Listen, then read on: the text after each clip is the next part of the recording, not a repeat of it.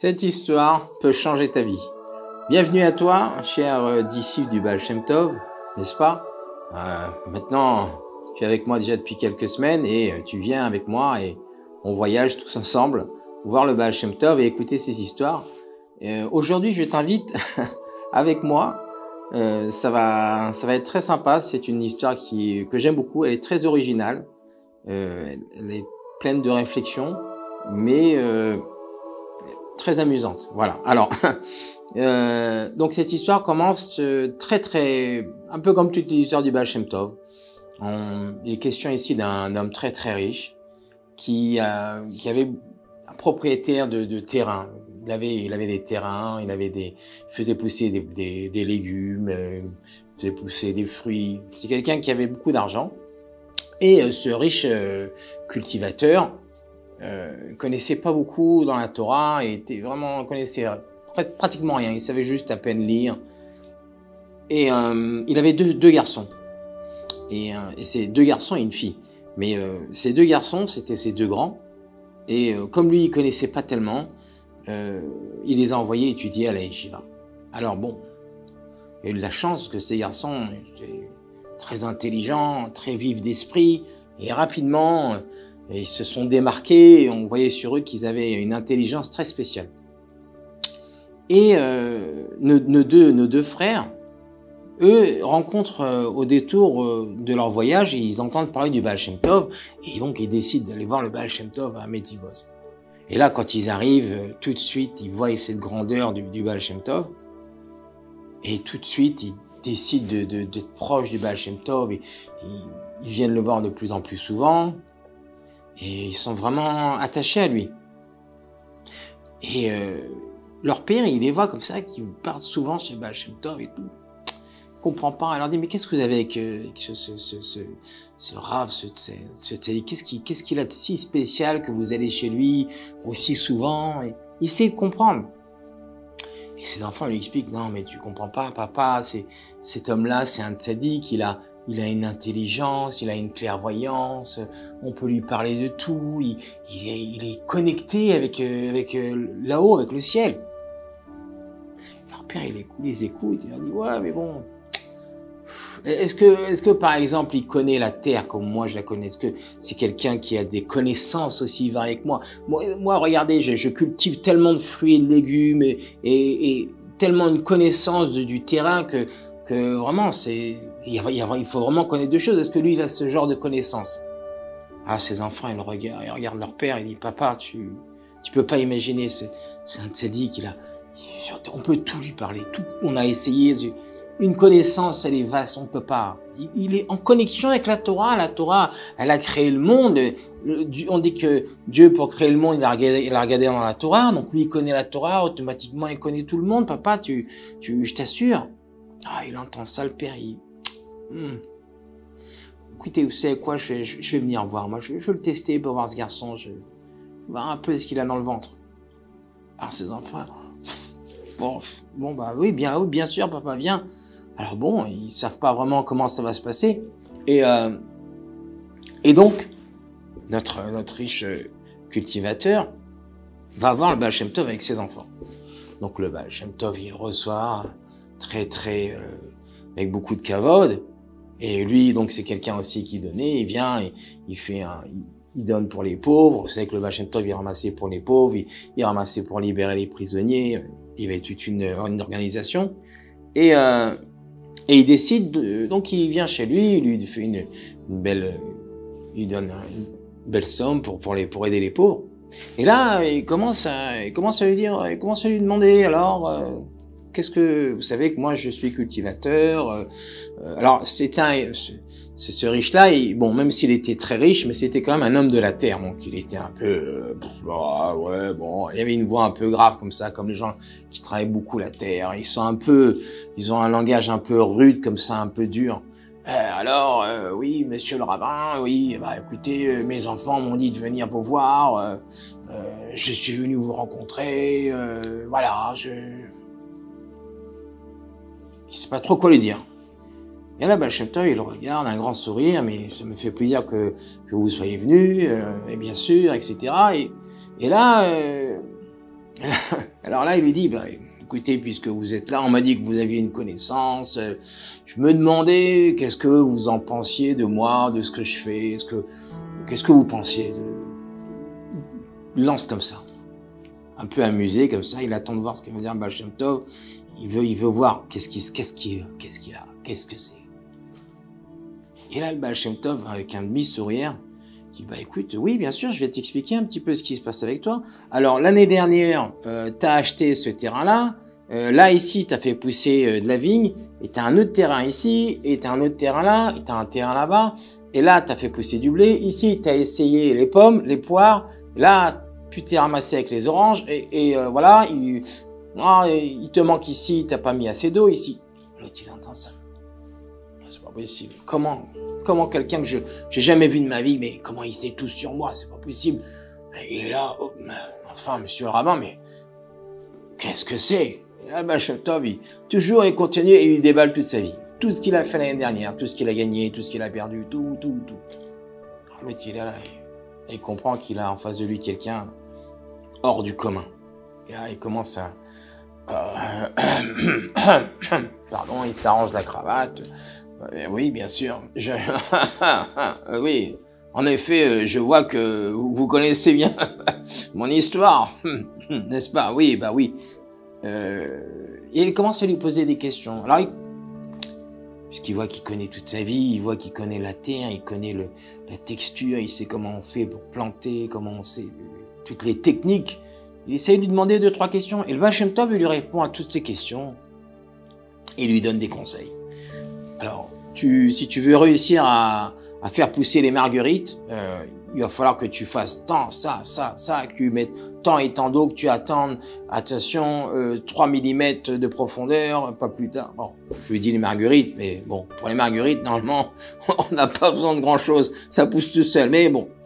Et à partir de ce moment-là, écoutez, monsieur le rabbin, mais Rabbi Israël, Baal Shem Tov, je vous remercie vraiment vous m'avez vraiment aidé, je vais vraiment faire tout ce que vous m'avez dit, c'est très intéressant cette discussion de ma vie, je pensais jamais avoir vraiment à dire ça, mais vous m'avez épaté. Et il le quitte comme ça, et très content. Et donc il fait ce qu'il a dit le Baal Shem Tov, parce qu'il a quand même senti, bon, ça n'arrive pas tous les jours que quelqu'un il vous dit tout ce qu'on a fait l'année dernière, et tout ce qu'on a gagné, tout ce qu'on n'a pas fait, hein, ça arrive, c'est quand même pas commun. Et donc, il fait ça, et l'année qui suit, il explose. Il a suivi à la lettre tout ce qu'il a dit le Baal Shem Tov, et tout ce qu'il a dit, ça s'est réalisé. Il a fait des profits de dingue, il a vendu comme il n'avait jamais vendu, il a eu des récoltes comme il n'avait jamais eu, il a multiplié par 100, il a explosé. Oh là là, quelle année mes amis. Tous ses amis, tous verts de jalousie, et lui, paf. Et bon, bien sûr, il distribue, etc. Et à partir de ce jour-là, dans sa tête, c'est clair. Quand il a à faire quoi que ce soit, tout de suite, il va voir le Baal Shem Tov. Alors bon, c'est vrai que c'est pas la porte à côté, mais c'est pas grave, ça vaut le déplacement. Et donc, chaque fois qu'il a quelque chose à faire, il va voir le Baal Shem Tov. Ok, très très belle histoire jusqu'à maintenant. Mais en fait, l'histoire n'a pas encore commencé. C'est là que ça commence l'histoire. Parce qu'un jour, notre riche cultivateur, il doit marier sa fille. Et il va voir le Baal Shem Tov et il dit, écoutez, monsieur le Baal Shem Tov, comment allez-vous? Je vous ai amené, voilà, ça c'est pour les pauvres, je sais que vous aidez les pauvres. Je suis venu vous voir aussi parce que je dois marier ma fille, voilà. Et le Baal Shem Tov, il regarde, il dit, ah, tu as bien fait. Alors, tu sais quoi, oui. Et alors là, il vient, il sort, il avait une liste, il avait fait une liste comme ça de prétendants, parce que vous pensez bien, un riche comme ça, tout le monde veut se marier avec sa fille, hein, évidemment. Et donc, il avait une liste du top 10 de tous les plus beaux garçons de tout le royaume, qu'ils étaient tous voulus, tous y voulaient pour se marier avec sa fille. Et alors là, il est là, il prend sa liste. Alors, on a ici le monsieur... non, oui, alors le Baal Shem Tov, il fait non, pas lui, enfin, une croix. Lui, il est très très riche, ses parents ils sont très très bien, un garçon extraordinaire. Non, Ah bon, d'accord, pourtant il avait l'air très bien ce garçon. Hop, il raye. Le troisième, lui, son père est un grand commerçant, il fait de l'import-export, très très riche. Oh là, un gars comme moi que j'aime beaucoup, j'ai entendu beaucoup de bien de lui. Baal Shem Tov, il fait non, non, pas lui, c'est pas bon. Hop, une croix, une croix, une croix. Tout est non. Ah, étonné. Écoutez, Baal Shem Tov, Rabbi, je comprends pas. Enfin, je comprends pas, je sais pas. Je me disais que, vous savez, que je vous ai amené une belle liste, vraiment des très grands, des beaux prétendants, des gens bien pour ma fille, et vous me dites non, mais alors, qu'est-ce que je fais? Je sais pas, moi, où les trouver. Qui c'est qui est bien pour ma fille? Et là, Baal Shem Tov fait, ah, j'attendais que tu me poses la question. J'ai la personne qu'il te faut. Ne t'inquiète pas. Ah, l'autre, il dit ça. Oula, bien sûr, si vous avez quelqu'un pour ma fille, mais alors, bien sûr, oui. Alors, dites-moi, quelle est la marche à suivre? Parce que lui, c'est un cultivateur, on lui dit, tu fais pousser, tu coupes, tu récoltes, voilà, c'est comme ça, il faut que ça soit clair. Et là, Baal Shem Tov lui fait, écoute, tu sais quoi, t'embête pas avec ça. Le mieux à faire, c'est que tu as confiance dans tes deux garçons.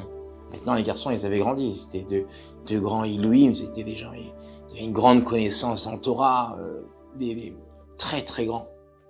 Et là, le père, il dit, bah oui, bien sûr. Mais mes enfants, mais bien sûr, j'ai confiance dans mes enfants. Il dit, alors, tu sais quoi?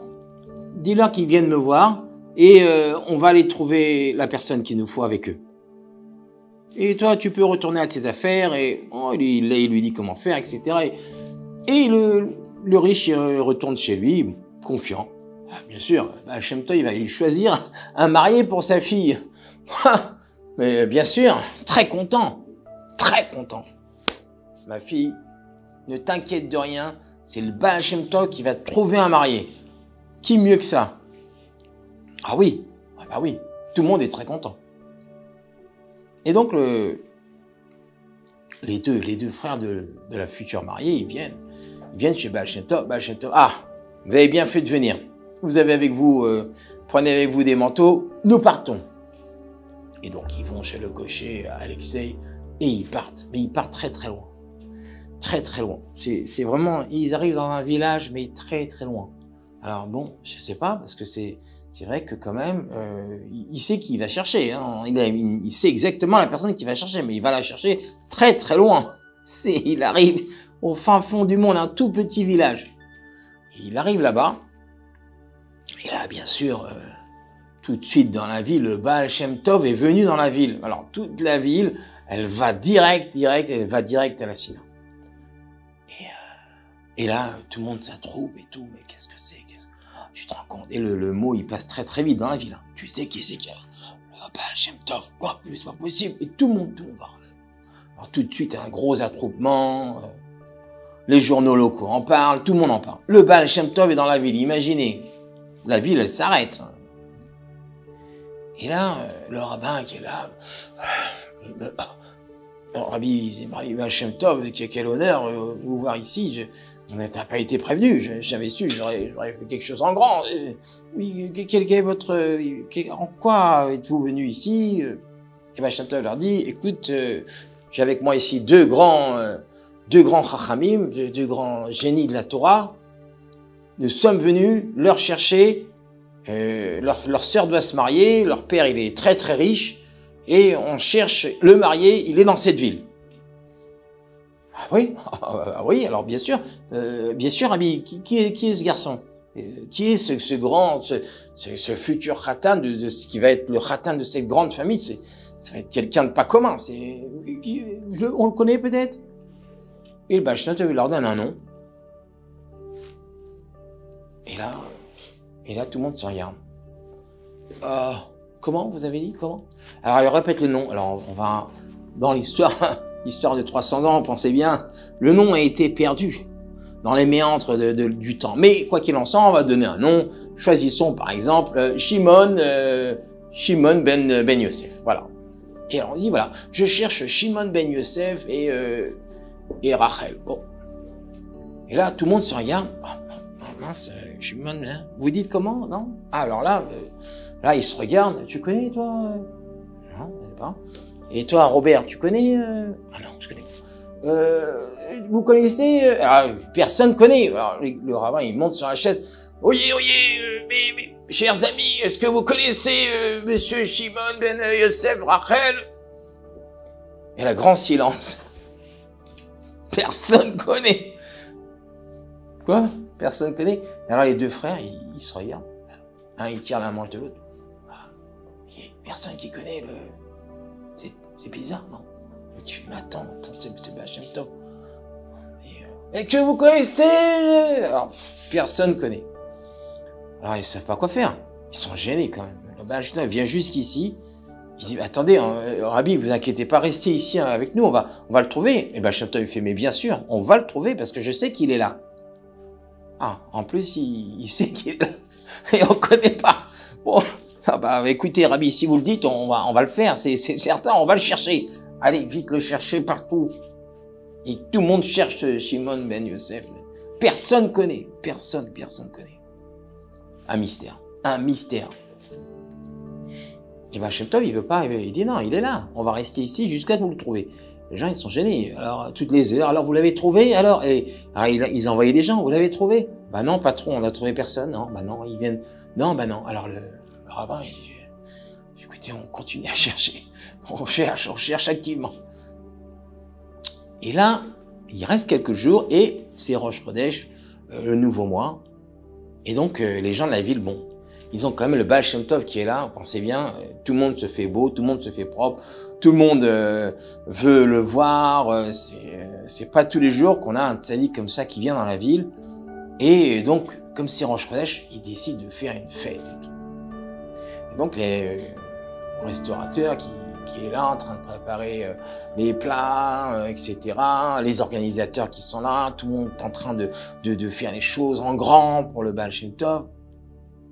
Et là, d'un coup, pendant que tout le monde est en train de préparer, dans la cuisine, c'est une grande cuisine, hein, mais on entend, vous savez, les bruits des casseroles, les machins, on entend un gros bruit. Qu'est-ce qui se passe? Qu'est-ce que c'est que ce bruit? Et là, on entend des cris et tout. Qu'est-ce que c'est? Qu'est-ce qui se passe? Et là, le rabbin et les responsables de la synagogue, ils vont voir. Et là, ils voient un jeune, un petit jeune comme ça, mais c'est tout sale, tout sale, un pauvre comme ça, qui est là, qui court. Et le chef qui est avec vous savez, les couteaux de chef de cuisine comme ça, et le rouleau de pâtisserie qui lui court après. Reviens ici tout de suite! Et il court comme ça dans la cuisine. Qu'est-ce qui se passe? Et ben, ce petit jeune là, c'est un pauvre, il était là. Il avait pas mangé depuis des jours. Il était tout sale, des habits tout déchirés, hein, un pauvre garçon, quoi. Et il était venu, il avait vu qu'il avait senti l'odeur. Oh, ça sent bon ici, voilà. Ça sent bon. Et il était rentré, il avait commencé à choper des cuisses de poulet comme ça. Il était là en train de courir comme ça. Et le chef qui lui court après, reviens ici, Shimon ben Yosef. Et l'autre, le jeune, il court, il mange. En passant, il reprend encore un peu de ci, un peu de ça. Et il tourne comme ça. Qu'est-ce que c'est que ça? Mais qu'est-ce que c'est? Qu'est-ce qui se passe ici? Et le chef, et le cuisinier, reviens ici! Et il hurle comme ça. Et l'autre, il saute par la fenêtre, il saute dans la rue. Et le chef qui avec son rouleau de pâtisserie, un jour je t'aurai, Shimon ben Yosef. Et là, les gens, ils disent, mais qui c'est ce garçon? Mais c'est lui, ils ont entendu tellement le nom que, maintenant ils savent, mais ça, c'est pas possible, ça serait pas lui que, ah non, tu crois que c'est lui qui cherche le Baal Shem Tov? Bah, tu regardes, écoute, j'en sais rien, Shimon ben Yosef, on l'a trouvé, toi? Ah non, je trouve pas, y a personne. On a fait tout, on a tout fait. J'ai impliqué la police, j'ai demandé, je sais pas, on a même demandé à des agents secrets de chercher dans la ville. Personne n'a trouvé Shimon ben Yosef, à part le cuisinier qui lui court après. Qu'est-ce que c'est que cette histoire? Et tout de suite, il décide d'aller voir le Baal Shem Tov. Il dit, écoutez, Rabbi, alors il rentre, il tape à la porte. Rabbi Baal Shem Tov, oui, excusez-nous de vous déranger, mais... Alors, demi-sourire, on pense peut-être qu'on a trouvé quelqu'un qui s'appellerait Shimon ben Yosef, mais je ne vous cache pas qu'il est un peu bizarre. Là, Baal Shem Tov le regarde, réfléchit 2 secondes. Ah, il fait, ah non, non, c'est bien lui. Et alors ils disent, oui, mais il s'est sauvé avec des cuisses de poulet à la bouche, habillé complètement déchiré. Vous pensez vraiment que c'est lui? Ça, je sais pas, ça cadre pas avec là, les deux gars, les deux tzadikim qu'on a vus, et lui, là, non, Rabbi, je sais pas, moi, c'est vous qui me dites, mais c'est vraiment lui. Bah, Shem Tov regarde, il fait, si, c'est lui. Dépêchez-vous, courez-lui après. Courez-lui après, bah oui, il faut vraiment l'attraper pour le mariage. Ah bon, ah d'accord. Alors le Rav, il dit à ses collègues, à les autres, il dit, bah écoutez, allez, vite, allez lui courir après, attrapez-le vite, parce que c'est lui qui doit se marier. Et là, tout le monde se regarde, oh, c'est pas possible, c'est une histoire de fou. Et là, ils disent, bon, alors on y va, allez. Et toute la ville se met à aller courir après. Et lui, il est là, Shimon ben Yosef, il voit que tout le monde lui court après, il fait, oh, j'ai trop mangé de poulet, je crois que j'ai trop pris de poulet. Et il se dit, ah, c'est pour ça que tout le monde me court après, quoi, juste pour 2 cuisses de poulet, mais c'est exagéré quand même. Et il commence à courir et tout le monde court après lui, il court encore. Dans la ville, on n'a jamais vu ça. Tout le monde court après un garçon qui a volé des cuisses de poulet. Oh, allez donc, ça fait de l'action dans cette ville. Et en fin de compte, après des heures, parce que c'était un rapide, ce Shimon ben Yosef, il courait très très vite. Il saute partout, il saute, tout le monde tombe dessus, hein, il tombe sur l'autre, il monte sur un toit, il saute du toit, il fait du parcours. Il est né, il fait que ça toute sa vie. Il court, hop, il prend une petite gueuse de poulet, un peu de gâteau. Et en fin de compte, ils arrivent à l'attraper. Mais reviens, mais on veut pas te faire du mal. C'est le Rabbi qui veut te parler. Non, laissez-moi tranquille. Mais je vous passe les détails, ça dure pendant des heures. Au bout de plusieurs heures, on a réussi enfin à l'attraper. Il l'amène chez Baal Shem Tov. Et alors lui, là, qu'est-ce que c'est que ce garçon? Il a été élevé par des loups, c'est pas possible. Et il l'amène devant le Baal Shem Tov, il est tout ça, les habits tout déchirés. Ils comprennent pas. Alors il y a une chance, c'est que les 2 frères, ils sont pas là, ils voient pas tout ça. Ils sont en train d'étudier, ils sont dans la synagogue. Et là, le Baal Shem Tov l'amène, et il le fait asseoir. Viens ici, Shimon ben Yosef, assieds-toi à côté de moi. Alors, vous savez quoi, vous allez le prendre, et vous allez me le brosser un peu, parce que là, on pourra pas comme ça. Et, ah bon? Oui, il faut le laver, mais mettez-y tout, hein. Tout le paquet, il faut qu'il soit présentable. Et là, le Rav et son chamash, ils se regardent. Oh, mais là, on a du boulot là, hein. S'il faut le rendre présentable, il va y avoir du boulot. T'as vu les cheveux? Il a les cheveux, on dirait Rahan, c'est pas possible. Alors vite, amenez-moi tout de suite un coiffeur, manucure, pédicure, mettez le paquet, amenez des balais brosses, parce qu'on a du travail, hein. Et mettez-moi plein de shampoings. Et il lui faut un bain, il le frotte. Il était tellement crade, ça voulait pas partir. Il frotte. Mettre de la lessive. Ariel, il frotte. Au bout de quelques heures qu'il l'a fait lever, tout neuf, il ressort tout neuf. Il ressort méconnaissable. Ils lui ont coupé les cheveux, ils lui ont coupé les ongles, il n'avait pas des ongles, il avait des griffes. Bon, pas possible. Il a fait un boulot. C'est dingue. Et du coup, il l'amène devant le Baal Shem Tov. Baal Shem Tov, viens, assieds-toi, viens à côté de moi, Shimon ben Yosef. Il lui fait un grand kavod. Et alors là, les gens ne comprennent pas. Qu'est-ce que c'est? Qu'est-ce qu'il a, ce garçon? Qu'est-ce qu'il a, ce garçon? Il y a 2 minutes, c'était un sauvage. Qu'est-ce qu'il a bien, ce garçon? C'est pas possible, personne ne comprend. Les gens de la ville, ils avaient peur de lui, et là, tout d'un coup, maintenant, il se retrouve à côté du Baal Shem Tov. Mais qu'est-ce que c'est que cette histoire? On comprend rien. Et donc, là, tout d'un coup, Baal Shem Tov amène les 2 frères. Ah, ça y est, on a trouvé le Khatan est là. Venez. Et là, ils arrivent. Ils le voient, et bon, déjà, c'est bien, il est propre. C'est important. S'ils l'ont pas vu avant, c'est une catastrophe, c'est impossible. Ça n'aurait pas été possible, c'était un pirate. Il y a 3 heures, c'était un pirate. Et là, maintenant, il est là, tout beau, costard, bien habillé, Armani, bref. Et là, le Baal Shem Tov, alors il fait quelque chose, ça c'est important. Non, je sais pas ce qu'il faut. Alors, Baal Shem Tov, il sort son mouchoir. Et là, d'un coup vif, il passe le mouchoir devant les yeux du garçon. Et il lui fait, allez, maintenant tu vas nous dire un peu de Torah. Et là, d'un coup, le garçon, il est marqué dans la Gemara, et il est marqué dans ce livre-là, et on a dit qu'aujourd'hui, c'était le truc, et il commence à parler de livre de Torah. Il n'y a personne qui comprend ce qui se passe. C'était il y a 2 minutes un barbare, et là maintenant il parle de Torah, de livre de Torah, il cite des psukim, il nous parle des trucs. Et voilà, le Rav, c'est pas possible, qu'est-ce que c'est que cette histoire? C'est pas possible. Mais qui sait mais comment il connaît tous ces livres? Vous le connaissez, vous l'avez déjà parlé? Mais non, monsieur le rabbin, on ne connaît pas, c'est des gens-là, on ne veut pas leur parler, on a peur. Mais comment il connaît toute cette Torah? Personne ne comprend. Et l'autre, il parle de Torah, il récite des livres entiers, à l'endroit, à l'envers, en diagonale, il connaît tout. Tout. Pas possible. Mais il s'arrête plus en plus, il s'arrête, mais stoppez-le, donnez-lui à boire. Il est marqué dans la Gemara, et il y a une ancienne version qui dit autre chose, mais si on regarde ce qui est marqué. Pas possible. Et là, les pires, ceux qui sont comme des dingues, mais qui sont ultra contents, c'est les 2 frères. Les 2 frères, ils sont là. Voilà, c'est pas possible. Ça y est. Hachem, merci. Un beau frère, un génie. Notre sœur va se marier avec un génie. Oh là là, on a bien fait de venir. Bon, ils l'ont pas vu il y a 3 heures. C'est un barbare, un pirate. Comme ça. Et là, maintenant, il est marqué dans la Gemara. Et on l'a dit ici. Et alors, le rabbin, lui, il comprend rien. Mais bon, il dit rien. Baal Shem Tov et tout, il dit rien. Et là, Baal Shem Tov, il les regarde tous. Ils sont tous comme ça. Et Baal Shem Tov, il est là.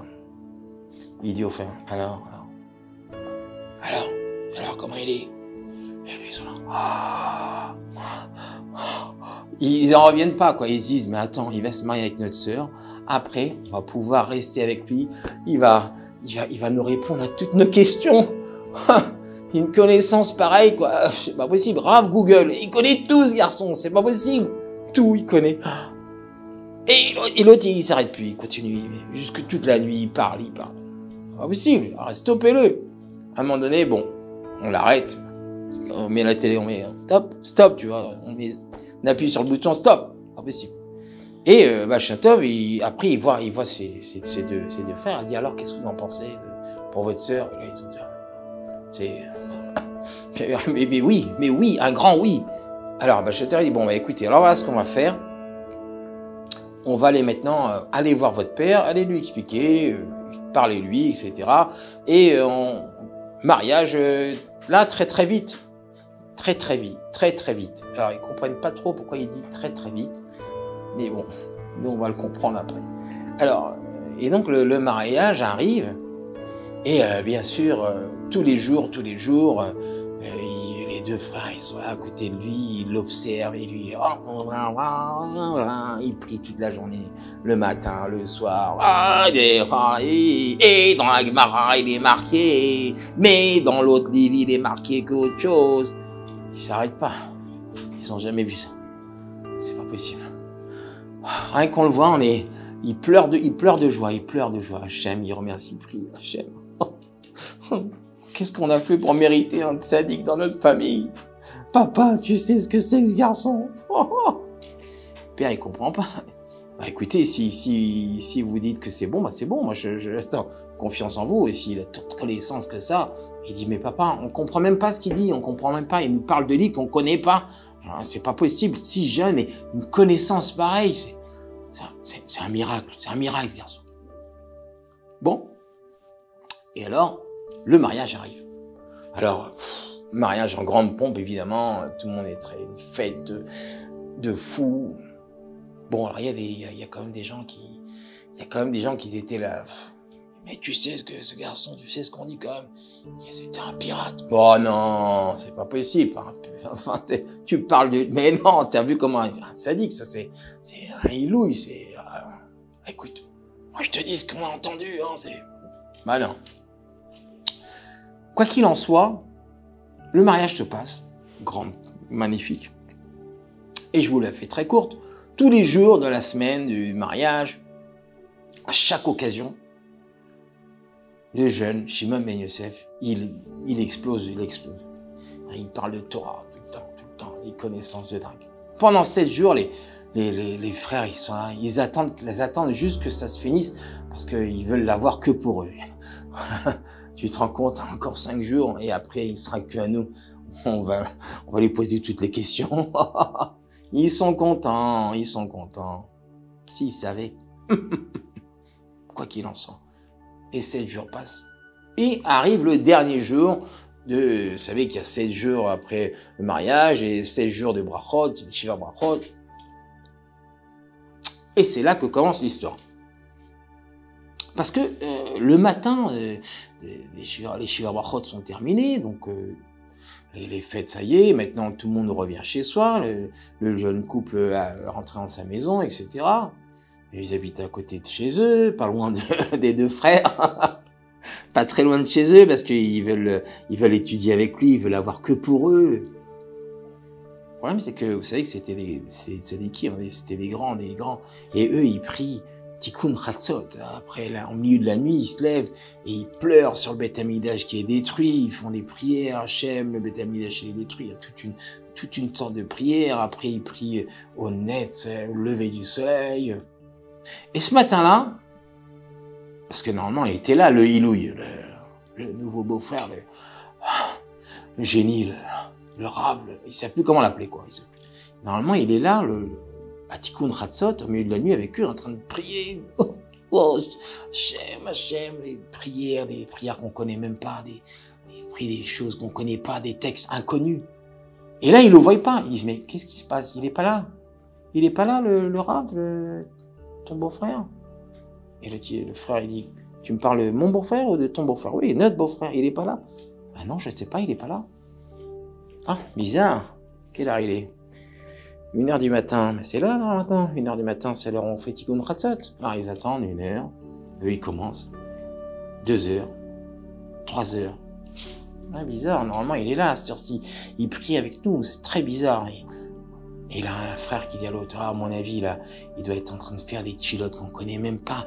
Je suis sûr qu'il a des prières encore plus spéciales que personne ne connaît. C'est certain, c'est pas possible. C'est vrai, mais c'est quand même bizarre. Et on arrive le matin, le Netzachama, lever du soleil pour la tefila, et là encore, il est pas là. Oh non, mais qu'est-ce que c'est? Oh, ouais, le frère il dit à l'autre, non, il y a quelque chose qui se trame. C'est trop bizarre. 2 fois qu'il est pas là. Et non, mais si, je t'assure. Et l'autre, il dit à l'autre, non, mais attends, il doit faire cette prière spéciale. Mais non, arrête.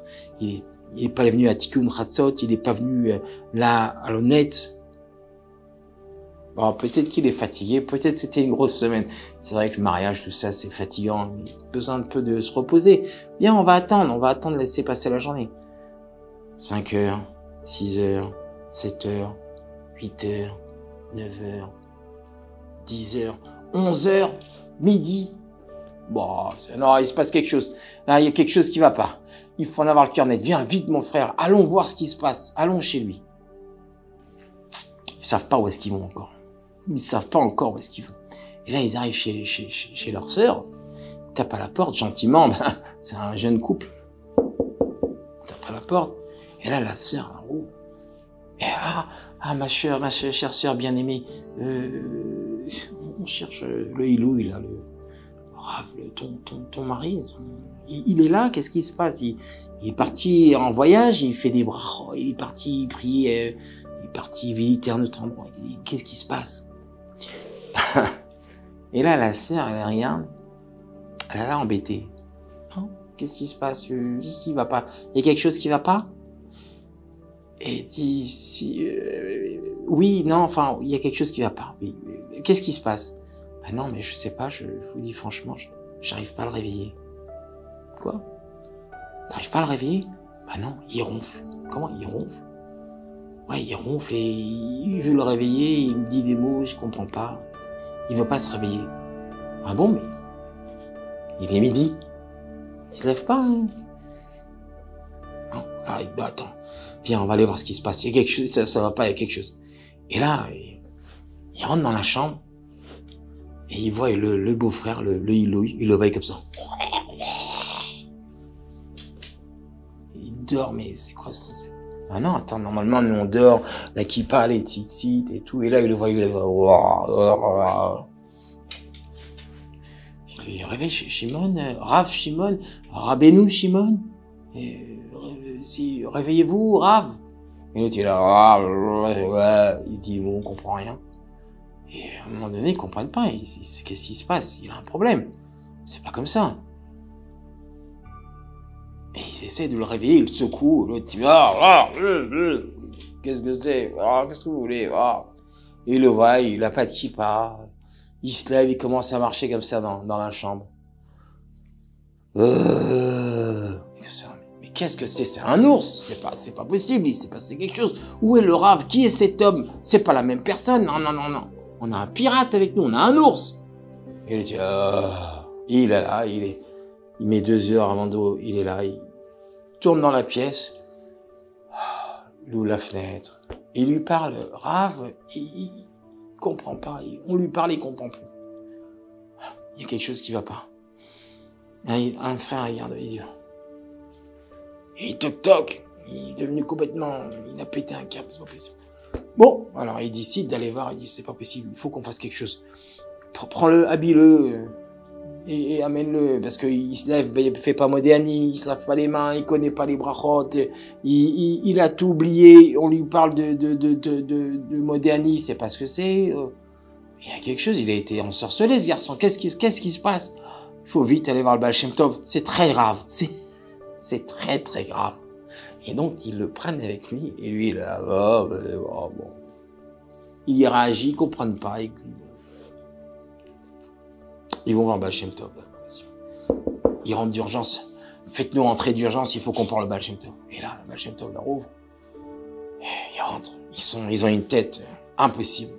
Rabbi, il s'est passé quelque chose de très grave. Rabbi regarde, ah bon? Il dit, oui, le Ilouï, vous savez, notre beau-frère, le Rav, il lui est arrivé quelque chose. Qu'est-ce qui se passe? Mais il connaît plus rien, il sait plus lire, il sait plus rien, on lui parle, il comprend pas. Et il fait des choses qui ressemblent pas du tout à sa grandeur. On dirait un pirate, on dirait, il est devenu un peu comme ça, comme si, il fait un peu des trucs de vagabond, comme ça, un peu très bizarre, c'est pas du tout la personne qu'on a rencontrée. Et là, le Baal Shem Tov, il me regarde, il fait un petit sourire. Il dit, bon, écoutez, asseyez-vous, il faut que je vous parle. Alors, les deux, ils se regardent. Qu'est-ce qui se passe? On s'assoit, oui, bien sûr, Rabbi, bien sûr, on s'assoit. Et là, le Rabbi a dit, écoutez, je vais vous expliquer.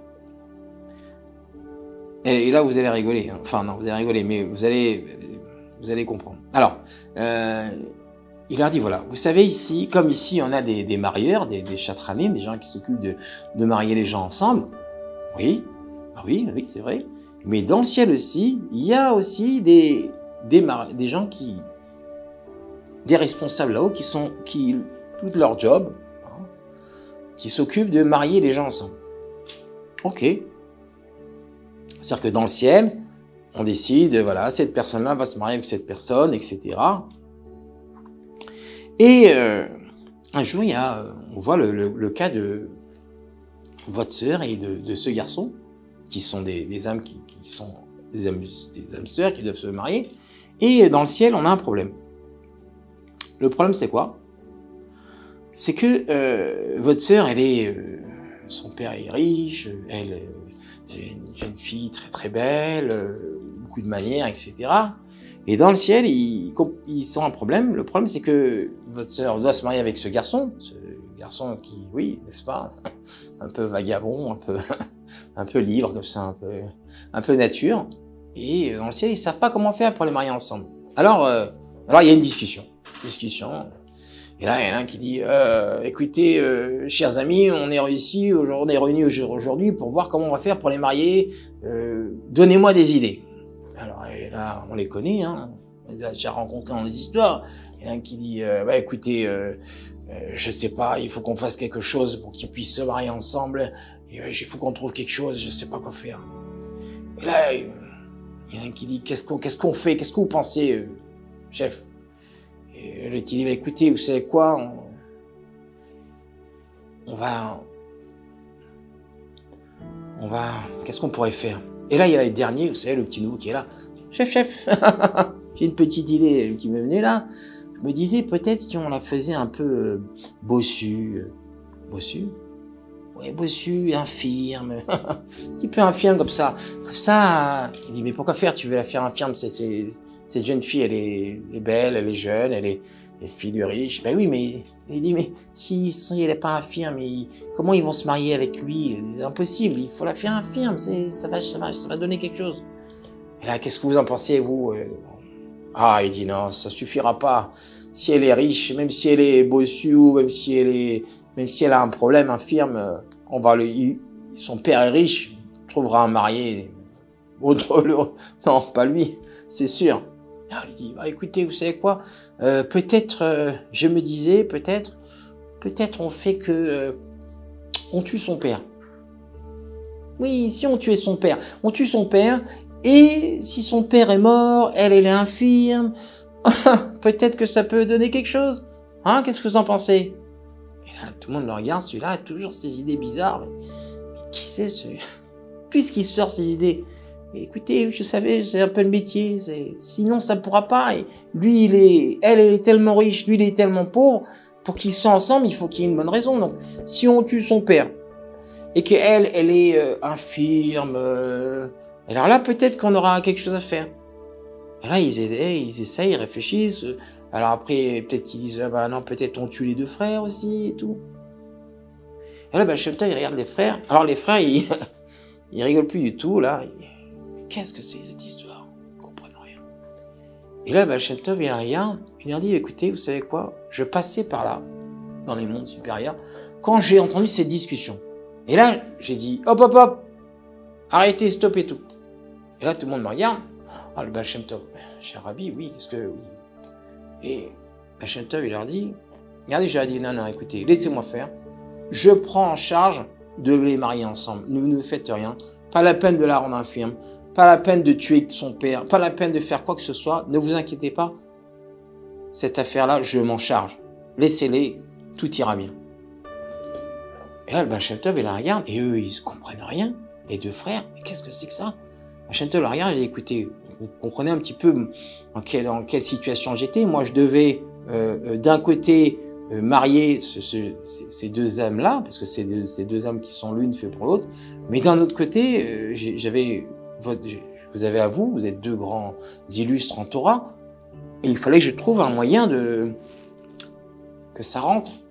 Mais je ne sais pas comment faire. Alors, j'ai utilisé un peu de ma force et je lui ai... Vous savez, quand on a dit qu'il lui a passé le mouchoir, il dit, j'ai fait en sorte de lui faire entrer de ma Torah chez lui. C'est un peu pour ça qu'il avait toute cette connaissance.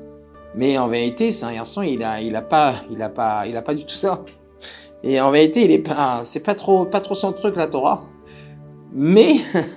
Mais bon, vous avez vu, c'est tellement pas son truc que malgré que je lui ai donné toutes mes forces, toute ma connaissance que je lui ai mis dans sa tête, normalement, quand je fais ça à quelqu'un, il en reste après. Mais lui, ça a tenu une semaine. C'est pas de sa faute, c'est un garçon, il est attachant, vous allez voir.